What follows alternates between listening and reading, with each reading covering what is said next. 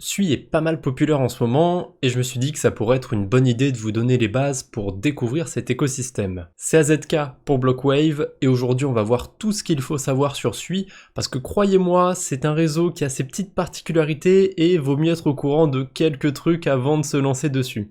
Tous les liens importants seront dans la description, y compris ce tableur sur lequel vous retrouverez tous les outils qu'il faut connaître pour utiliser la blockchain Sui, que ce soit les wallets, les bridges, les agrégateurs et une petite sélection personnelle de protocoles qu'on peut farmer sur la blockchain Sui. Évidemment, commençons par le commencement. Pour utiliser la blockchain Sui, il va vous falloir absolument un wallet et le wallet que j'utilise personnellement c'est Sui Wallet, mais je l'utilise un peu par dépit parce qu'à ma connaissance c'est le seul wallet qui est compatible avec Ledger sur la blockchain Sui et je dois vous avouer que l'expérience utilisateur avec un Ledger sur Sui c'est pas trop ça, c'est vraiment pas terrible. Donc ceux qui n'utilisent pas de Ledger, vous n'aurez pas de problème, mais ceux qui en utilisent, voilà, sachez qu'il peut y avoir des petits bugs de temps en temps. Si vous voulez connecter plusieurs wallets sur Sui Wallet, c'est un petit peu capricieux. En revanche, pour ceux qui voudraient se tourner vers des hot wallets, je préfère largement Sui-Het à Sui Wallet et on a éventuellement Nightly et Martian qui sont sur plusieurs écosystèmes. Ils permettent tous les deux de faire Aptos et Sui, et je crois que Nightly permet de faire encore d'autres écosystèmes. Donc c'est ma petite sélection pour la blockchain Sui, choisissez celui que vous préférez. Si jamais vous avez un Ledger, bon bah ça va être choisi d'avance pour le coup, mais j'aime bien avoir le choix quand je veux explorer un écosystème et pas devoir utiliser un outil bien précis. Ensuite, pour amener des crypto-monnaies sur cet écosystème, il va nous falloir des bridges. Alors on peut éventuellement retirer des cryptos depuis certains exchanges. Depuis peu de temps, on peut retirer des USDC sur la blockchain Sui directement depuis Coinbase. Ça c'est plutôt une bonne chose, mais sinon depuis la plupart des autres exchanges, on va essentiellement pouvoir retirer des tokens Sui sur cette blockchain. Donc si jamais vous voulez amener des stablecoins sur cet écosystème, le mieux je pense que ça va être de passer par un bridge. Et il y en a plusieurs qui existent sur Sui, mais honnêtement, c'est pas la blockchain la plus gâtée niveau bridge je trouve.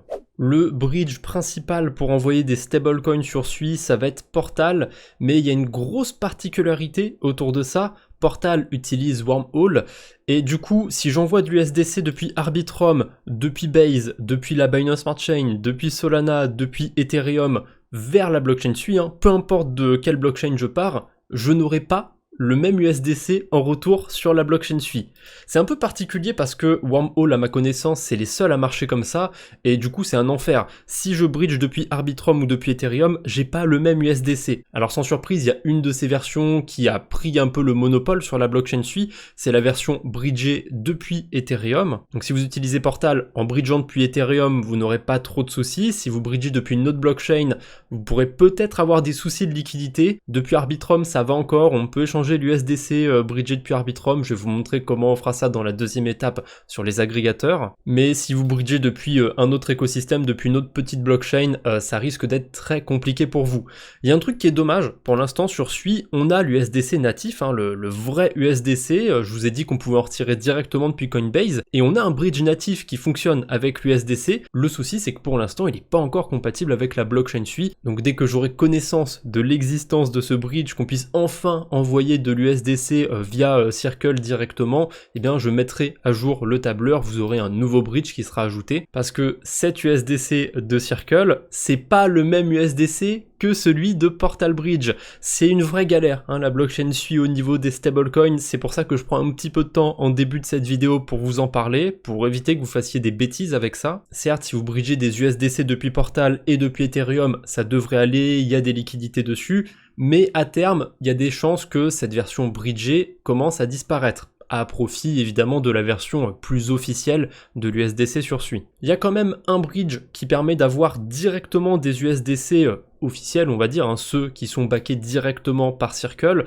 c'est Meson. Alors je crois qu'il y a d'autres petits bridges si on cherche bien, mais en tout cas Meson c'est un bridge que je connais bien, que j'utilise depuis un bon moment. Ça arrive qu'il y ait des petits problèmes dessus de temps en temps, il faut être un petit peu patient, mais en général il marche plutôt bien. Il y a juste deux petits soucis autour de Meson, c'est qu'on a un maximum, il me semble qu'on peut pas bridger plus de 3000 $ par jour. 3000 $ à bridger, je pense pas que ce soit ça le gros problème pour la plupart des gens. Non, le petit souci c'est qu'il y a quelques frais sur ce bridge, il y a quand même 3 $ si je veux passer d'Arbitrum à Sui par exemple, alors que si j'utilise Portal Bridge, il y a quasiment aucun frais. Et enfin, un dernier bridge officiel cette fois-ci, donc on pourrait peut-être avoir l'USDC qui est rajouté ici un jour, j'en sais rien, mais sur le SUI bridge, il porte bien son nom comme bridge officiel, on peut envoyer de l'Ether depuis la blockchain Ethereum vers la blockchain SUI. Pareil avec le token Ethereum, on a deux versions sur la blockchain SUI, on a cette version officielle et l'ancienne version qui est bridgée depuis Portal Bridge. Heureusement, sur la blockchain SUI, on a quand même de très bons agrégateurs. Si jamais vous échangez des cryptos sur la DeFi, ne passez jamais par un DEX, passez systématiquement par un agrégateur. Le principe d'un agrégateur, c'est de trouver la meilleure façon d'échanger deux tokens sur une blockchain. Et je l'avais montré déjà dans le guide sur Aptos, mais les agrégateurs, ils vont trouver des chemins qui, humainement, sont impossibles à trouver. Donc je vais vous donner un exemple où on bridgerait des USDC depuis Arbitrum sur Portal. Rappelez-vous, si vous avez suivi la vidéo en entier, vous devriez comprendre pourquoi je précise une blockchain et un protocole. Il y a plein d'USDC différents sur SUI, c'est complètement absurde. J'ai tapé USDC et j'en ai 8 différents. Donc il est là, celui pour Arbitrum. Donc si je veux en échanger contre des USDC officiels, on va l'appeler comme ça, admettons que je veuille en échanger 1000, je vais pouvoir le faire aisément sur 7K Aggregator et vous voyez que le chemin qu'il utilise, en fait, il va me faire 4 swaps en même temps. Et évidemment, on a rarement du 1 pour 1. Là, si j'échange mes 1000 USDC, je récupère 999,73 vrais USDC. En tout cas, faites bien attention à ça quand vous utilisez SUI avec des stablecoins pour la première fois. Si jamais vous voulez bridger depuis une autre blockchain, que ce soit Solana, la Binance Smart Chain ou autre, je vous invite à aller d'abord sur 7K Aggregator ou un autre agrégateur et de vérifier s'il y a des liquidités dessus. J'ai pas vérifié, tiens, avant cette vidéo, on va aller voir en direct.